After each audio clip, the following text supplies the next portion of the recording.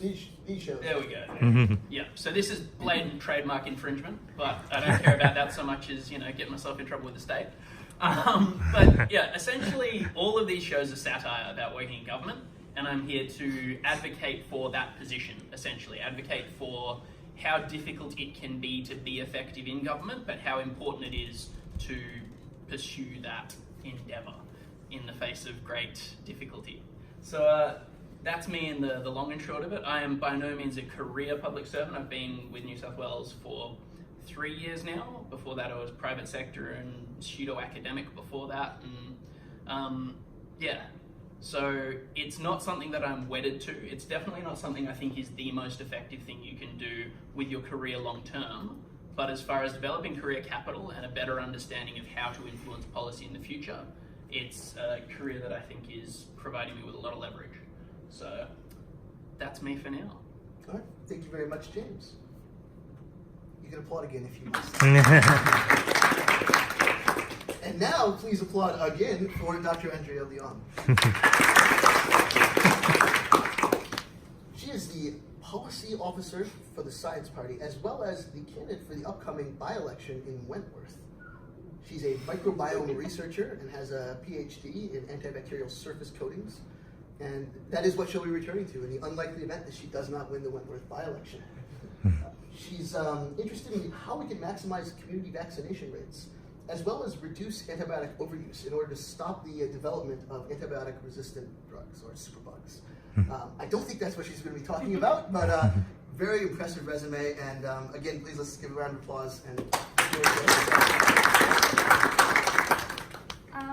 okay. Thanks very much for having me tonight. And I guess I don't expect that I will convince everyone here tonight to join a political party and run for office as I'm doing, but hopefully I will have get some of you to agree that it's important to have a few people doing that. But why do I want to take the path of going down the party political route, right?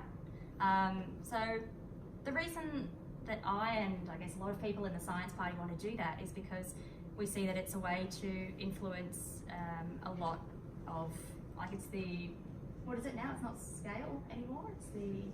It's importance, but yes, it's scale. Yeah, importance and scale. So the government has control of about 1/4 of Australia's GDP. So we think being the government and being in control of 1/4 of the economic activity that goes on, I mean, it's not a perfect measure, but it's still a lot of things that the government has control over. And the sorts of things, some of the things that the government has control over include spending on people who are at a disadvantage, because these are not things that make a commercial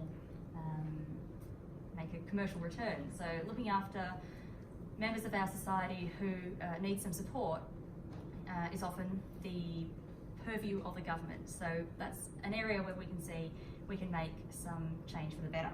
So I've got a couple of speaking points here just to make sure I don't miss them out. So I came at politics through a background of being a casual activist. So I was writing letters to members and going to rallies and thinking, well, this is good, but nothing ever changed. And I thought, I got to the ballot box one year and I thought, I really wish I had an option that aligned better with my values. So that's when I decided to look up my options of political parties to join, found one that aligned well with what I believe in, and started to be the change, as they say, that you want to see.